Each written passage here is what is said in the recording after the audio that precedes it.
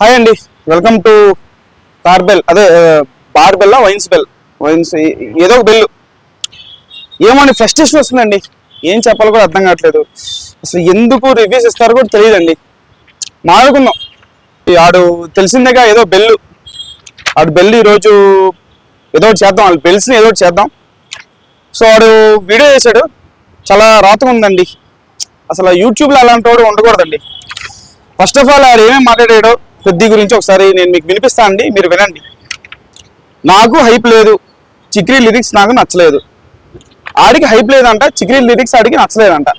అంటే ఇప్పుడు చిక్రీ lyrics views చూడలేదేమో, ఆడు 200 మిలియన్ వ్యూస్, అంతమందికి నచ్చింది, వీడికి నచ్చలేదంటండి.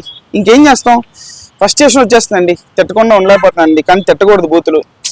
చిన్న చిన్న కుర్రోళ్ళు ఉన్నారు, చెడిపోతారు. అసలుకి పెద్ద మోటివేషన్ ఇవ్వాలండి ఇలాంటి వాళ్ళకి, పెద్ద కష్టం అండి. అదొకటి. 2026 అంట, అదే రొట్ట టెంప్లెట్ అంట.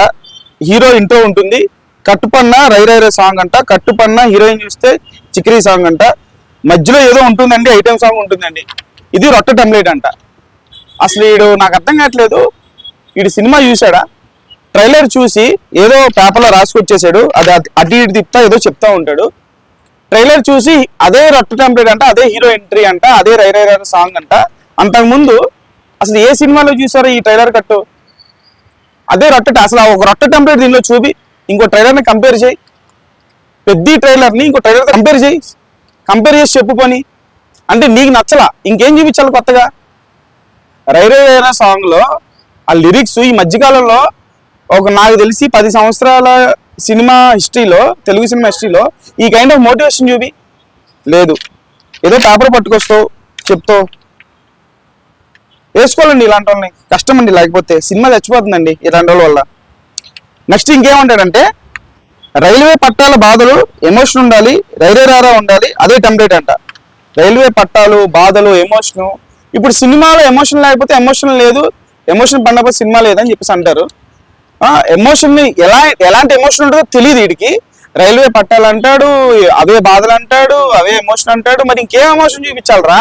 నువ్వు ఒక సినిమాది, నీ గురించి, నీ ప్రతి ఒక్క లైఫ్లో ఏదో ఒక ఎమోషన్, ఏదో ఒక బాధలు ఉంటాయి కదా. నీ మీద నువ్వు అసలు యూట్యూబ్ ఎలా క్రియేట్ చేసావు, అంతకుముందు బాడీ గురించి రివ్యూలు చెప్పేవాడివి, దాని తర్వాత సినిమాలు చూసి అందుట్లో ఉన్న బాడీ షేమ్ల గురించి మాట్లాడుతూ ఉంటావు. నీకు నచ్చకపోతే అదే జనాలు రుద్దుతూ ఉంటావు. అప్పుడు నిన్ను చూసి ఈ నిబ్బి వాళ్ళందరూ కూడా చెడిపోతున్నారు. ఏదో ఎంజాయ్ చేస్తాను అంతే, నిన్ను ఒక సర్కస్ లో జోకర్ లా చూస్తారు అంతే. వీడు యానిమల్ సినిమాకి కూడా నెగిటివ్ రివ్యూ ఇచ్చాడండి. యానిమల్ సినిమాని ఎవరు ఆపలేకపోయారండి. ఇలా చాలా సినిమాలు ఉన్నాయండి. ఇంకిదే సోది మారుతున్నాడు. ఫేవరెట్ ప్లేయర్ మారుతుంది కానీ ఫేవరెట్ ప్లే మారట్లేదు, ఏదో నోటికి రావట్లేదు అంట. దాడికి డబ్బింగ్ మార్చాలంట, ఆటగాడు అని పెట్టాలంట ఆ డైలాగ్. అసలు first of all Bomman Irani character, ఆయన క్యారెక్టర్ అంటే నీకు తెలియనప్పుడు మూసుకొని ఉండాలి. నీకు ఆడికి డబ్బింగ్ నచ్చకపోతే డైలాగ్ మార్చేయాలంట, ఆ డైలాగ్ని వేరే రకంగా రాయాలంట. అసలు బొమ్మన్ ఇరానీ అనేటువంటి ఆయన నార్త్ నుంచి వచ్చినటువంటి యాక్టర్, అంటే బాలీవుడ్ యాక్టర్. ఇప్పుడు ఆ సినిమాలో కూడా నార్త్ నుంచి వచ్చినటువంటి క్యారెక్టర్ అయ్యి ఉండొచ్చుగా. తను డబ్బింగ్ చెప్పే విధానం కూడా అలాగే ఉంది.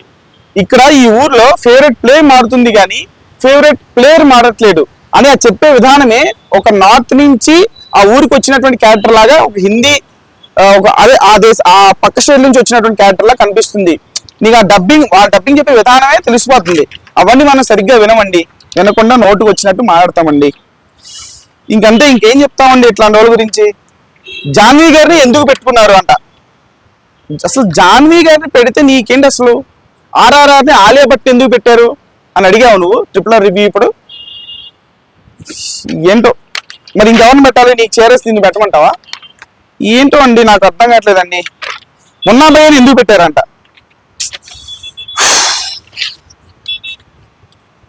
ఇలా చింపేయాలండి యాక్చువల్గా. మున్నా భయ్యని ఎందుకు పెట్టారంట?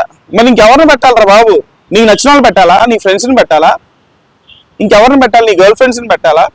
నువ్వు ఆ లిస్ట్ ప్రకారం పెడతారు పని. మున్నా భయ్య అనేటువంటి క్యారెక్టర్ని పెట్టడమే నెక్స్ట్ లెవెల్ థాట్. ఇప్పటివరకు ఎవరు పెట్టాల తెలుగు సినిమాలో.